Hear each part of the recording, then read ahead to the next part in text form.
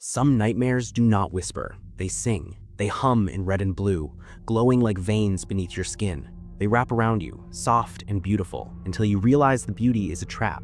This is Suspiria, a dream of terror told in light and sound. It begins on a stormy night.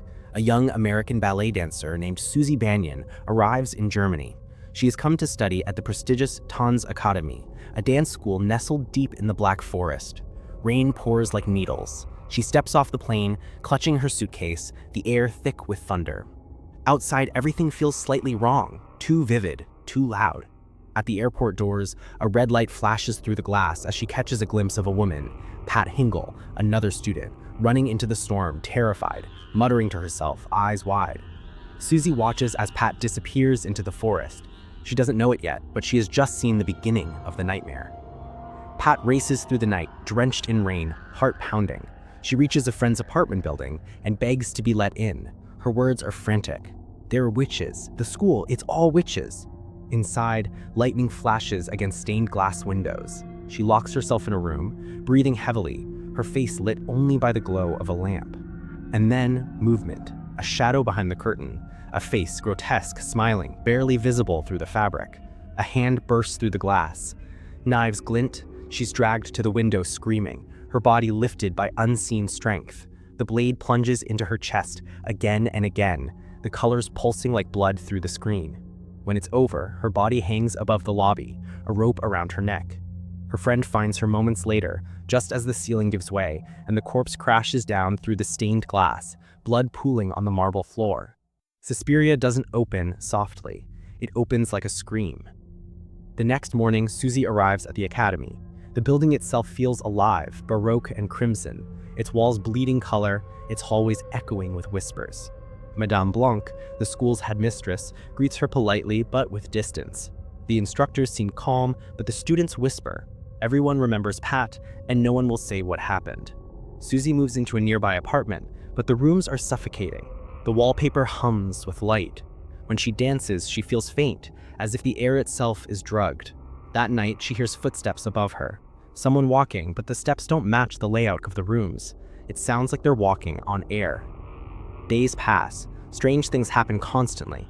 The food tastes strange, sweet, metallic. The teachers seem to appear and vanish at will. And then one afternoon, it rains maggots. From the ceiling, pale larvae fall like snow, covering the students and the floor. Screams fill the hall. The girls are gathered together for the night, sleeping in the gym. The lights go out. Red light fills the room, pulsing like a heartbeat. Suzy listens in silence. From behind the thin sheets that divide the room, she sees the shadow of someone breathing, raspy, slow, labored. "Who's that?" one girl whispers. "The directress," another answers softly. "She's never here at night." The shadow exhales. The room grows colder. Daniel, the blind pianist who plays for the dancers, senses something wrong as well. One night, after his dog supposedly attacks a child, he's dismissed from the academy. He storms away, furious, his cane topping across the cobblestone plaza. The night is silent, too silent. He stops. Wind brushes his face. The sound of wings flutters above. His dog growls. Something is there, unseen, circling him. And then the sound turns violent. Daniel screams as an invisible force descends. The dog lunges, possessed, tearing into his throat as the camera pulls away, showing the horror from above, a small, helpless figure in the vast, red-tinted square. Even loyal creatures are not safe in this place. Suzy's friend begins to investigate. She's heard rumors of a secret corridor, of strange music that plays when the teachers leave. She counts their footsteps each night, realizing they walk not toward the exit, but deeper into the building, towards something hidden. Sarah tries to follow, but the hallways seem to shift. Doors move, walls close. She runs, pursued by the sound of breathing, soft, wet, animalistic. She locks herself in a room and climbs through a small window into a hidden passage filled with coiled wire. She slips, falls. The razor wire swallows her whole. She thrashes, screaming, the wire cutting deeper with every movement until she can't move at all. When morning comes, Suzy asks where Sarah went.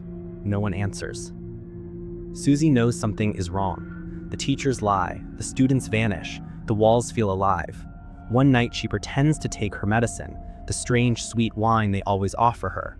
Her mind clears. She listens. The footsteps return.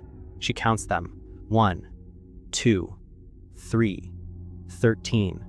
They lead not to the exit, but to a hidden door behind the wall. She follows.